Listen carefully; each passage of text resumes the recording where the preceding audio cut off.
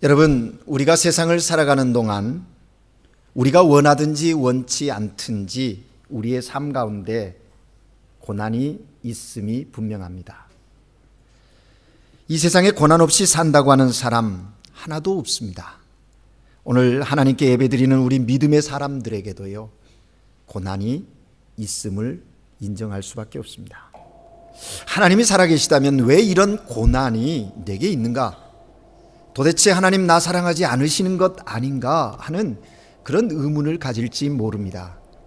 그런 생각을 한다는 것은 믿음의 초보입니다. 성숙된 믿음일수록 자신의 삶 속에 다가오는 고난, 그것을 믿음으로 해석할 수 있어야 합니다. 그리고 그 고난을 통해서 하나님이 말씀하시는 것에 대해서, 또 그 고난을 통해서 이루시려고 하시는 뜻이 어디 있는지에 대하여 관심 가지고 하나님께 더 가까이 나아가는 모습, 이것이 성숙한 그리스도인들의 모습입니다. 사랑하는 여러분, 사람들이 고난을 이야기합니다. 어떤 분에게는 질병이 고난일 수 있습니다. 어떤 분에게는요, 물질이 고난일 수도 있습니다. 물질이 없어서 고난이기도 하지만 물질이 너무 풍부해서 고난일 수도 있습니다. 뿐만 아니라 어떤 사고가 그를 고난의 현장으로 이끌어가기도 합니다. 자식들이 때로는 고난을 가하기도 하고요. 그렇게 가까이 지낸 이웃과 친지들이 고난으로 나를 몰고 갈 때가 있음도 사실입니다. 여러분, 이러한 고난을 당할 때 우리는 어떻게 그 고난을 해석해야 합니까? 바라보아야 합니까? 적어도 믿음의 사람이라면 믿음 없는 자들처럼 그렇게 고난을 바라봐서는 안 되는 거지요. 특별히 사순절을 보내는 이 시기에 주님의 고난을 묵상하는 이 시점에 그 고난을 통해서 나를 사랑하시는 하나님의 사랑이 어떠한지를 깊이 절감하며 깨닫는 이 시기에 주님, 내 삶의 자리에 있는 고난은 나는 어떻게 해야 합니까? 하고 물으시면서 오늘 하나님께서 베드로 사도를 통해서 우리에게 주시는 고난에 대한 지혜를, 고난에 대한 태도를 배우실 수 있는 저와 여러분이 되기를 주의 이름으로 축복합니다. 기독교사에서 유명한 성 어거스틴은 자신의 책 하나님의 도성에서 그는 이런 아주 중요한 이야기를 하고 있습니다. 고통이란 동일한 것이다. 누구에게나 고통이란 있고 고통은 동일한 것이로되 고통을 당하는 사람들은 동일하지 않다. 무슨 얘기입니까? 고통을 대하는 사람들은 동일하지 않다는 겁니다. 악한 사람은 고통 속에서 하나님을 비방하고 원망하고 모독하고 절망하고 낙심하지만 선한 사람, 믿음의 사람들은 그 고통을 통해서 하나님을 찾고 하나님을 만나고 하나님의 뜻을 깨닫고 궁극적으로는 소망을 가지고 하나님께 찬양하는 자리에까지 나가는 것이다. 그러므로 고통은 동일하지만 고통을 대하는 사람은 다르다. 그렇게 이야기했습니다. 그 고통의 결과는 엄연히 차이가 있다고 그는 말합니다. 그러면서 무슨 고통을 당하느냐 하는 것이 중요한 게 아니라 어떤 자세로 고통을 맞느냐, 고난을 대하느냐, 그게 중요하다고 이야기했습니다. 어떤 자세로 고난을 당하느냐에 따라서 결과는 확연하게 차이가 있다, 그렇게 말했습니다. 공감하는 내용입니다.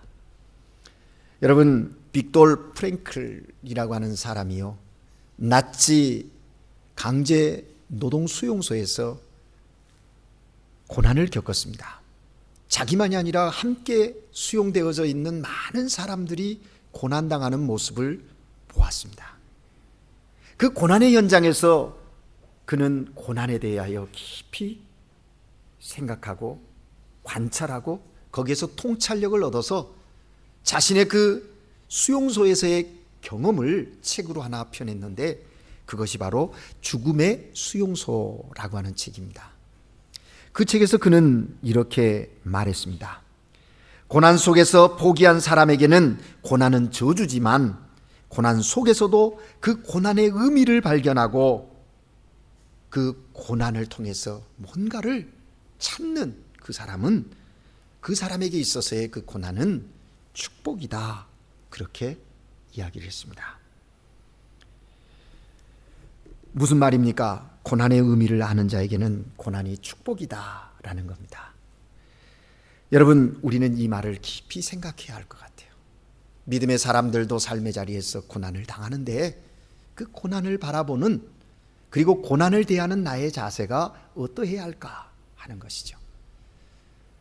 하나님은 오늘 베드로를 통해서 우리에게 말씀하십니다. 여러분, 베드로가 이 서신을 쓸 당시에는요, AD 64년경 로마에서 이 베드로 서신을 기록했는데 그 당시에는 그리스도인들에게 굉장한 고난이 가해지는 시기였습니다. 네로 황제가 기독교를 박해합니다. 본격적으로 그 핍박을 시작하면서 기독교인들을 화형에 처하는 그런 정말 어려운 순간에 있었던 겁니다. 예수 믿는다는 것 때문에 억울하게 죽고 붙잡혀 매맞고 옥에 갇히는, 그리고 화형을 당하는 그런 고통의 현장 속에 있었다는 겁니다.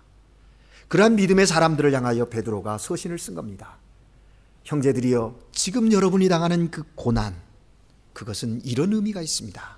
그리고 그 의미를 발견했다면 이런 자세를 가지고 그 고난에 담대하게 대처해 나가십시오. 그런 위로와 격려를 담은 내용으로 이 서신을 썼다는 거예요. 오늘 우리가 읽은 본문 그 말씀 주목해 보십시오. 저들의 삶 가운데 자신들의 그 삶에 이루어지고 있는 고난 속에서 그리스도의 고난을 생각하게 하면서, 그리스도의 고난을 생각하게 하면서 저들에게 용기를 불어넣고 있다 하는 것입니다. 오늘 본문을 읽어보면 고난당하지 않는 자가 있다, 이렇게 하면 고난을 면할 수 있다, 고난을 피해야 한다, 그렇게 이야기하는 내용이 아닙니다. 우리가 듣기에는 그게 더 좋지요. 그런데 하나님은 베드로를 통해서 그들에게 말하는 거예요. 고난을 피해라, 고난이 없다, 이렇게 하면 고난을 면할 수 있다, 그게 아니라 고난의 현장에 있는 너희는 그 고난을 제대로 이해하고 그 고난 가운데 맞서 싸워 승리하라. 그것이 메시지의 핵심입니다. 무슨 얘기입니까? 고난이라고 하는 실존적 현실을 그대로 받아들이라는 겁니다. 그러하느라는 겁니다. 그러면서 고난의 세 종류를 이야기하고 유형을 얘기해요. 여러분, 우리가 다양한 고난의 형태를 경험합니다. 어린아이에서부터 어른에 이르기까지 다양할 수밖에 없습니다. 그러나 그것들을 정리해보면 한 세 가지 유형으로 정리되어질 수 있다는 거예요. 오늘 여기 본문에 보면 그 세 가지가 뭡니까? 하나는 부당하게 당하는 고난입니다. 또 하나는요, 죄가 있어서 당하는 고난입니다. 그리고 마지막 하나는 선을 행하다 당하는 고난이다. 이렇게 세 수로 구분했습니다. 여러분, 고난의 유형을 세 가지로 말했는데 어느 쪽 고난을 선택하고 계십니까? 여러분은 어느 고난의 자리에 서 계십니까? 지금 내가 고난을 당하고 있는데 이 고난은 도대체 어떤 고난인가? 부당하게 당하는 고난인가? 죄 때문에 받는 고난인가? 아니면 의를 행하며 의를 위하여 선을 행하는 중에 당하는 고난인가? 분별해 볼 수 있기를 바랍니다. 여러분, 우리 믿음의 사람들에게 분명한 이 고난의 현장에 있으면서 분명히 있어야 할 것 하나 있습니다. 그건 뭐냐면 신앙의 고백이에요. 고난을 대하는 데 있어서 첫 번째 있어야 할 것은 신앙의 고백이라는 거예요. 어떤 신앙 고백입니까? 그 고난 하나님께서 주셨다 하는 것이에요. 여기가 출발입니다. 하나님의 능력이 있고 하나님의 지혜가 있고 하나님의 사랑이 있고 하나님의 축복이 그 고난 속에 있음을 믿고 그 고난을 바라보라 하는 것입니다. 하나님이 능력이 없어서 고난 있는 것 아닙니다. 하나님께서 나를 버리셨기 때문에 지금 내가 고난 당하는 것 아닙니다. 그러면 무엇입니까? 그 고난을 통해서 이루실 하나님의 섭리가 있다라는 거예요. 경륜이 있다는 거예요. 우리는 그것에 그 믿음의 고백 속에서 고난을 바라보아야 한다 하는 것입니다. 저는 이 본문 말씀을 설교로 준비하면서 옛날 생각이 나요. 한국에 있을 때 제가 고물상이나 이런 안티구에다 파는 곳 또 재래시장 가서 구경하는 것을 좋아하거든요. 좀 시간적인 여유가 있으면 그냥 가서 걷는 겁니다. 왜냐하면 거기에 삶의 그 실존과 현장감을 느낄 수 있기 때문에 좋아요. 그런데 거기 가보면 그런 모습이 있어요. 어린아이가요, 엄마 치맛자락을 붙들고 철철 따라가는 거예요. 그 복잡한 현장 속에 왜 왔는지 모르겠어요. 그냥 집에서 놀고 있으면 좋을 텐데 엄마 치맛자락을 붙들고 징얼징얼대면서 따라가는 거예요. 그러니까 엄마가 시장에서 봐야 할 일이 많은데 치맛자락 붙들고 있는 아이를 보면서 얼마나 힘들어요. 그러니까 가끔은 그 아이에게 꿀밤을 하나 주면서 뭐라 그래요. 그러면 그렇게 맞고도 아이가 울어요. 웅웅 울면서도요, 엄마의 치맛자락을 놓지 않고 그 길을 가는 거예요.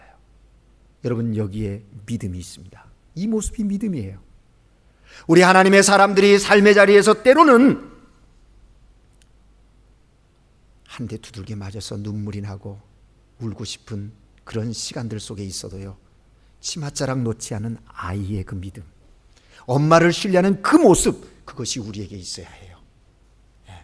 여기 신앙의 고백이에요. 주님, 나 주님 손 놓으면 죽습니다. 끊어집니다. 안 됩니다 하고 붙잡는 그 마음이 첫째 있어야 한다 하는 것입니다. 그 아이가 왜 그걸 놓지 않아요? 저 어머니가 나를 쥐어박아도 나를 사랑한다는 거 아는 거예요. 적어도 저 어머니는 나의 운명을 책임질 수 있는 분이라는 걸 아는 거예요. 이런 믿음이 하나님께로 향한 우리의 믿음이어야 되지 않겠습니까? 이거예요. 여러분, 그렇습니다. 고난은 그것도 그 속에 그런 의미가 담겨 있는 거예요. 고난에 하나님의 경륜이 있습니다. 고난 속에는 하나님의 시나리오가 있어요. 그런데 아세요, 여러분? 우리를 향한 하나님의 시나리오는요, 언제나 해피엔딩이에요. 해피엔딩이에요. 이 사실을 알아야 돼요. 고난이 다가와서 이제 나는 하나님으로부터 버림받아서 끝났다가 아닙니다. 우리를 향한 하나님의 그 놀라운 시나리오의 그것은, 종국은 해피엔딩이에요. 그러기에 그 믿음 갖고 그 고난에 들어가는 거예요. 제가 중고등학교 때는 영화 중에 서부 영화를 되게 좋아했거든요. 여러분, 서부 영화 보면 통쾌하지 않습니까? 악당들을 한 주인공이 물리치는데요, 근데 처음에는 그 시나리오를 모르니까 악당들이 와서 마을 사람들을 괴롭히고 그 의로운 주인공 한 사람이 고통을 당하면 막 불안하고, 야, 저 나쁜 놈들 저거 다 막 그러고 봤거든요. 근데 조금 그걸 여러 영화를 보니까 이제 알았어요. 서부 영화는 항상 해피엔딩이다. 왜? 끝은 주인공이 승리할 것이라는 걸 아는 거예요. 그러니까 마음 놓고 보는 거예요. 물론 그 중간중간에 스릴 있게 이끌어가는 것에 대한 기대도 있습니다. 그러나 저 주인공이 죽으면 어떻게 하나 걱정하지 않아요. 왜? 악한 놈들은 다 죽지만 주인공은 언제나 살거든요. 그래서 그냥 편안하게 보는 겁니다. 볼 수 있었습니다. 왜요? 그 끝이 승리라는 걸 알기 때문이에요. 사랑하는 여러분, 그렇습니다. 우리 그리스도인들이 당하는 고난은 바로 그런 거예요. 그 고난의 끝은 해피엔딩이에요. 하나님의 시나리오, 그 해피엔딩이라는 걸 알아요. 끝이 어떻게 된다는 거 알아요. 오메가 포인트가 무엇이라는 걸 알기 때문에 지금 현재의 고난 속에서도 소망을 가지고 인내하며 나아갈 수 있는 거예요. 그래서 바울은 우리에게 권면합니다. 로마서 8장 28절. 현재의 고난은 우리 앞에 나타날 영광과 좋게 비교할 수 없다. 그러므로 현재의 고난 속에서도 소망을 가지고 인내를 가지고 믿음의 경주를 하라는 겁니다. 사랑하는 여러분, 이것이 믿음의 사람들의 모습이고 이것이 그리스도인의 삶이어야 한다 하는 것입니다. 우리가 십자가를 바라볼 때 뭘 봐요? 고난만 봅니까? 그 십자가 안에서 하나님의 사랑을 발견하는 거죠. 만약에 거기서 하나님의 사랑, 승리를 볼 수 없다면 과거에 많은 죄를 지고 죽어갔던 그 수많은 죄수들이 죽은 것과 그리스도의 죽음이 뭐가 다르겠습니까? 그런데 저 십자가 안에서 하나님의 사랑을 보고 그 죽음 권세를 이기신, 사망 권세를 이기신 그리스도의 승리를 볼 수 있기에 우리는 그 십자가의 고난 속에서도 여전히 하나님을 만나게 되는 거예요. 여러분, 바울이 로마서 8장 32절에서 그렇게 말합니다. 자기 아들을 아끼지 아니하고 우리 모든 사람을 위하여 내어주시니가 어찌 아들과 함께 모든 것을 은사로 주지 아니하겠느냐.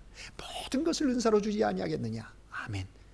여러분이 지금 가지고 있는 모든 것, 하나님께서 주시는 은사인 줄로 믿으시기 바랍니다. 하나님이 주신 축복이에요. 내 기준에 의해서, 내 형편에 따라서 평가하지 마십시오. 어떤 형편에 처해 있든지 거기에 하나님의, 그것이 다 하나님으로부터 온 거예요. 그래서요, 자족하는 믿음을 가져야 돼요. 그 자족하는 마음에 감사가 있는 거예요. 사랑하는 여러분, 하나님이 주신 이 은사, 축복, 그 속에 고난도 있다고 하는 것을 인정하고 오늘 본문을 볼 수 있기를 바랍니다. 오늘 본문에 보면 이런 말이 있죠. 부당하게 고난을 당해도, 여기 부당하다는 말을 개역 성경에서는 애매히라고 표현했습니다. 정말 우리가 살다 보면 부당하게, 애매하게 고난당하는 경우가 있습니다. 원어에 의하면 아디코스라는 말인데 이거는 스페인어로 인 후스타멘테, 왜냐하면 나의 잘못이 아니에요. 나의 실수도 아닙니다. 다른 사람의 실수로 인해서 내가 당하는 거예요. 예를 들면 이런 겁니다. 군대 생활을 하면요, 단체 기합을 받을 때가 있습니다. 정말 나하고는 상관이 없는 기합을 받을 때가 있단 말이에요. 잘못은 다른 사병 하나가 했는데 그로 인해서 전체가 기합을 받는 거예요. 이런 때 억울하는 겁니다. 제가 칠레에서 선교하다가 아내 건강 문제로 1년 안식년을 한국에서 하게 됐잖아요. 그때 우리 다니엘이 초등학교 1학년 2학기였어요. 그래서 2학년 1학기까지 한국 학교에서 공부할 수 있는 기회가 주어졌습니다. 그런데 이 아이가 여기서 자라다 보니까 그런 문화 분위기를 전혀 몰랐던 거죠. 그런데 하루는 학교를 갔는데 선생님이 몽둥이를 들고 책상을 탁 치면서 실렌시, 조용히 해! 그러는, 이게 무슨 소린가? 충격이었어요. 그러더니 또 어느 날 갔더니 전부 책상 위로 올라가 무릎 꿇어! 두 손 들고 무릎 꿇고 있는 거예요. 너무너무 힘든 거예요. 울었던 거예요. 그리고 저에게 와서 항의합니다. 아빠, 억울해요. 나는 잘못도 안 했는데 왜 내가 거기 올라가 있어야 하는지, 왜 무릎을 꿇고 두 손을 들어야 하는지 나는 알 수 없어요. 왜 억울하다는 거예요. 여러분 보세요. 우리가 삶을 사는 동안에 정말 부당하게 고난당하는 경우가 있습니다. 왜 당하는지, 어째서 당해야 하는지, 결과가 어디 있는지 아무것도 모르겠어요. 그저 애매하게 부당하게 당할 따름입니다. 그런데 여러분 보십시오. 그런 가운데서도 믿음의 사람은 그 부당한 고난을 당해도 어떤 태도를 가져야 하는가? 하나님은 오늘 베드로를 통해서 우리에게 말씀하십니다. 하나님을 생각함으로 슬픔을 참으면, 19절에 그러죠, 이는 아름다우나. 하나님을 생각하면서 그 고난을 참으면 아름답다. 여기 아름답다는 말은 원어에 의하면 카리스입니다. 은혜입니다. 은혜. 슬픔을, 하나님을 생각하고 슬픔을 참으면 은혜롭다, 은혜가 된다, 그런 얘기입니다. 여러분 그렇습니다.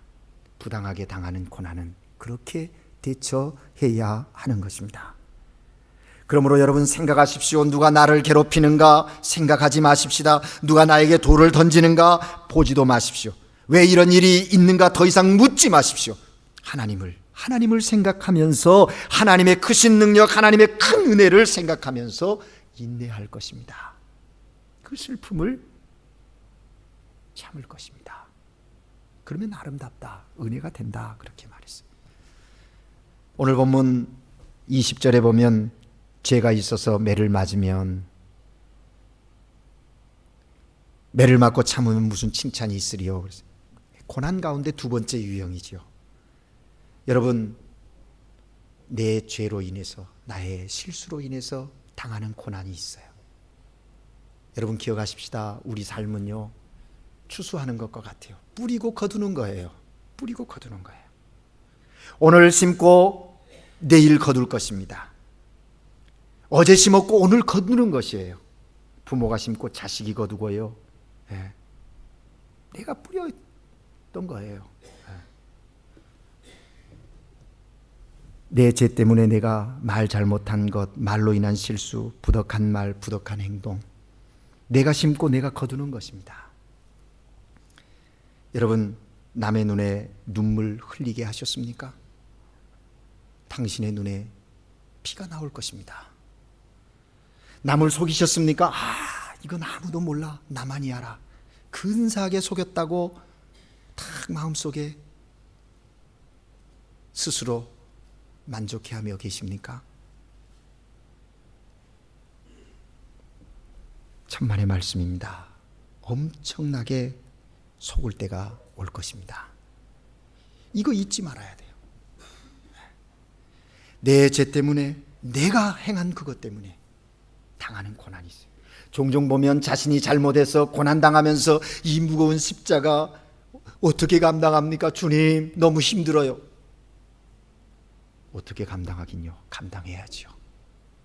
믿음의 사람들은요, 이러한 고난을 해결을 어떻게 해야 할까요? 내가 마땅히 당할 고난이지요. 다른 사람 원망하거나 시비할 이유가 하나도 없습니다. 그렇다면 어떻게 합니까? 회개해야죠. 하나님은 우리에게 말씀하세요. 그렇게 당하는 고난이냐? 그러면 회개하라, 돌이켜라, 그리고 삶의 전환을 가져라, 말씀하시는 거예요.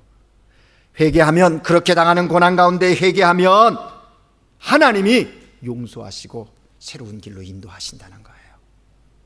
거기에 우리가 해야 할 것은 회개의 길을 찾는 거예요. 그게 옳은 자세예요. 이게 두 번째 고난이 유형이에요. 세 번째 고난의 유형 이야기합니다. 의를 위하여 선을 행함으로 고난을 당하면, 그렇게 돼 있어요. 20절 후반절에. 여러분, 이 고난은요, 앞에서 말한 두 가지 고난의 유형과는 다름이 있음을 발견할 수가 있습니다. 의를 위하여 선을 행함으로 고난을 당한다.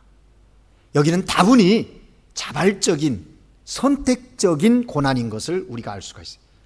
자기 의지가 담겨 있는 고난이라는 것을 알 수가 있다는 것이죠.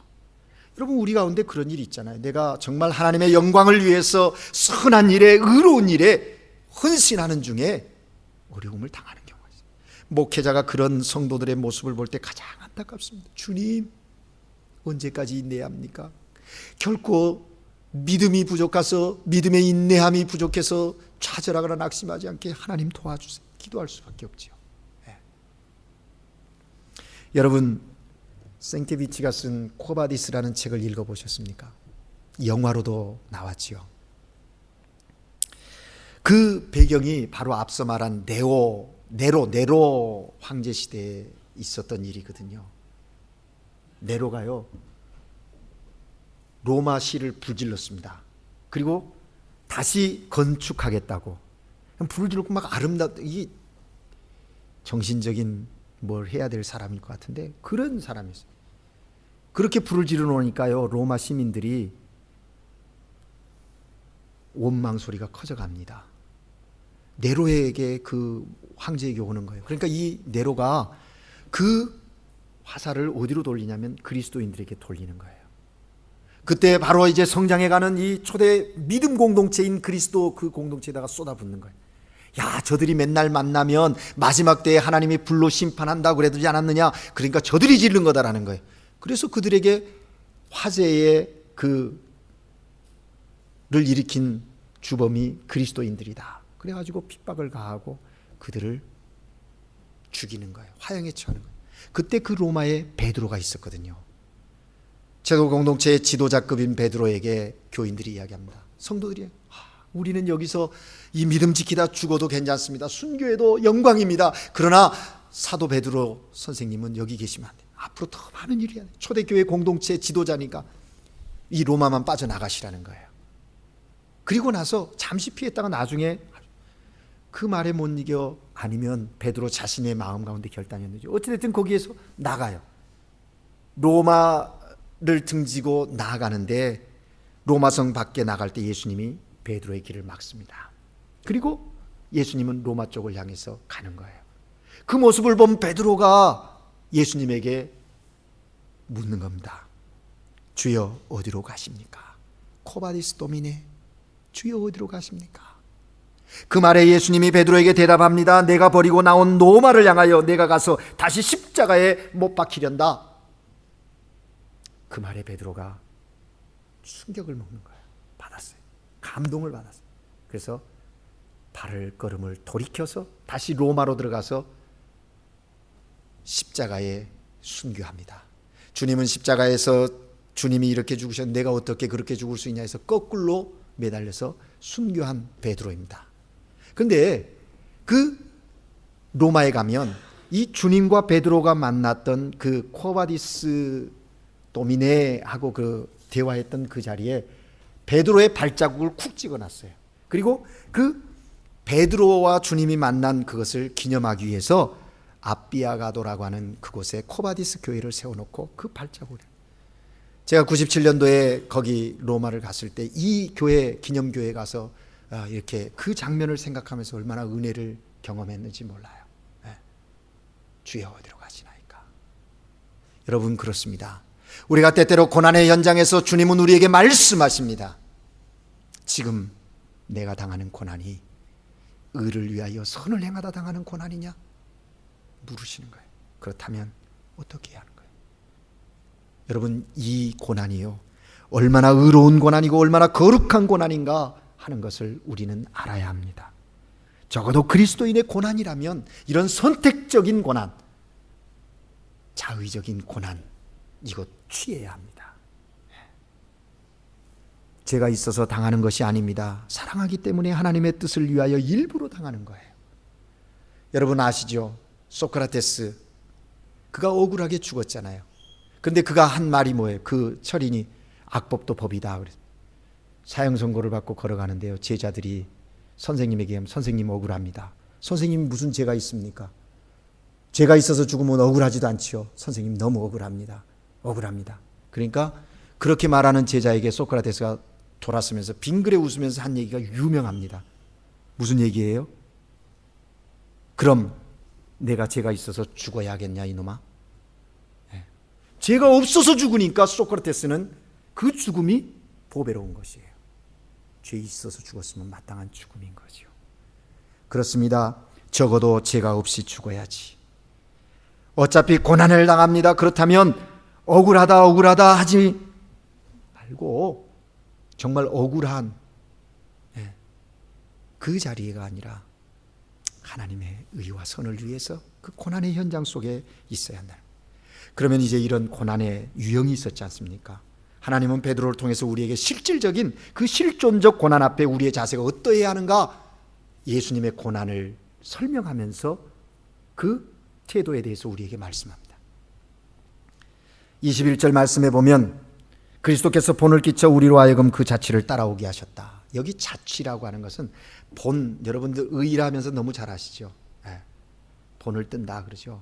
근데 이 자취를 따라온다는 이 자취라는 언어, 그 어원의 뜻은 두 가지가 있거든요.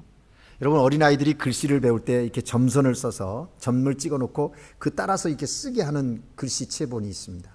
그런가 하면 아예 써놓고 옆에다 놓고 그걸 잘 보고 그렇게 써서 선생님과 동일하게, 그러나 자기의 그 열심을 가지고 쓰게 하는 그 본이 있거든요. 자취가 있거든요.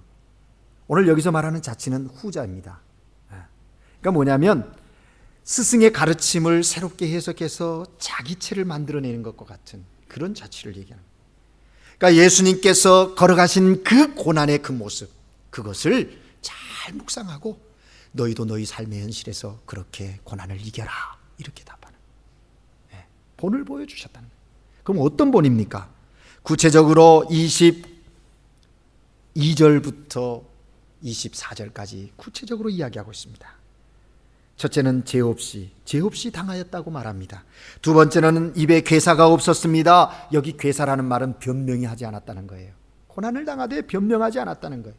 여러분, 변명이 없어야 합니다. 한마디의 변명이 있어서는 안 됩니다. 또한 대신 욕하지 않았다. 욕을 당하시되 대신 욕하지 않았다. 욕했다고 동일하게 욕하고 그러지 않았다는 거예요. 위협하지 않았다. 여기 위협이라는 말의 언어의 뜻은 그런 겁니다.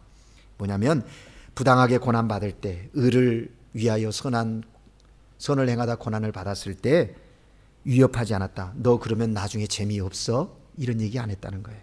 하나님 너 그냥 놔두지 않는다? 너 심는 대로 꼭 거둘 거야? 그런 얘기 하지 않았다는 거예요. 여러분, 이 주님의 고난을 묵상하면서 이런 생각해 봐요. 예수님이 십자가 위에서 7마디 말씀을 하셨잖아요. 근데 이 짓궂은 생각인지 모르겠습니다만 예수님이 이 2마디를 했으면 십자가의 그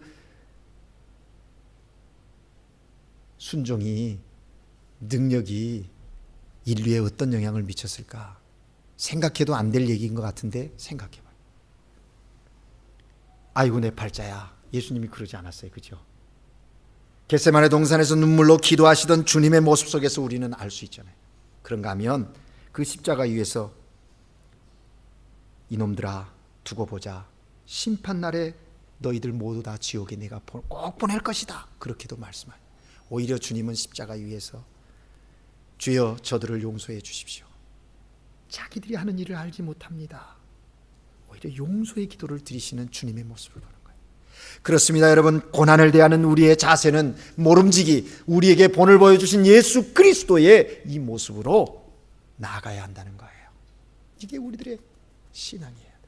고난을 대하는 그리스도인들의 모습이어야 한다 하는 것입니다. 이제 한 이야기를 하고 마치려고 합니다. 한 불행한 예술가가 있었습니다. 그는 10살도 되기 전에 고아가 되었어요. 배고픈 소년 시절을 보내야 했습니다. 소년이면서 가족들을 부양해야 되기 때문에 너무너무 힘든 거예요. 그 힘겨움 때문에 때로는 동생들을 미워하는 마음도 가졌던 거예요. 장성하에서는 그의 삶의 불행이 계속되는데 결혼한 지 13년 아내와 사별하고 재혼해서 20명의 아들을 낳는데 10명이 10살 전에 죽어. 그리고 남아있는 아이들 중에 한 명은 정신적 장애를 가지고 있는 그런 아이였다. 또한 정말 그 삶을 사는데 너무너무 생애 고비고비마다 고통이 있는 거예요. 노후에는 시력을 잃고 뇌출혈로 반신불수가 되기도 하고 그 인생의 고비고비마다 어려움이 있는데요. 놀라운 것은 이 예술가는 그러한 고비고비 속에서도 끊임없이 자신의 작품을 열정을 가지고 이루어 갔는데 그래서 불후의 명작들을 명곡들을 많이 썼어요. 근데 그의 작품의 앞부분에는 항상 예수 그리스도의 이름으로 작품이 끝나는 그 부분에는 오직 하나님의 영광을 위하여 nombre de Cristo 그걸로 시작해서 solamente gloria a Dios 이걸로 끝나는 거예요. 그가 누구입니까? 바로 요한 세바스찬 바하. 여러분 바하의 곡을 한 번도 들어보지 않은 사람은 다 들어봤을 거예요. 한평생 그의 모진 고난의 현장 속에서도 그는 늘 순간순간마다 하나님의 음성, 주님의 음성을 듣기를 소망하면서 그렇게 고난의 현장을 이겨나갔다는 거예요. 주님의 이름으로 오직 하나님의 영광을 위하여. 그래서 그는 그렇게 삶을 통하여 하나님의 영광을 드러낼 수 있었다 하는 것입니다. 그래서 오늘 우리에게 얼마나 큰 감동을 주고 있습니까?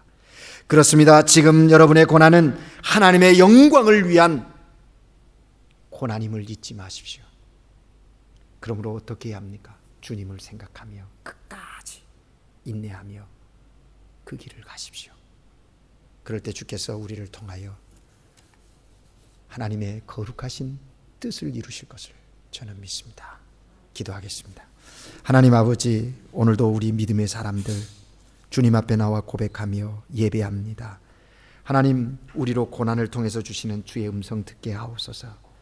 고난을 통하여 영광을 받으시는 주님을 알게 하시고 만나게 하시고 그 하나님이 주시는 풍성한 영적인 기쁨을 누리는 생명력 있는 하나님의 사람으로 승리하게 하옵소서.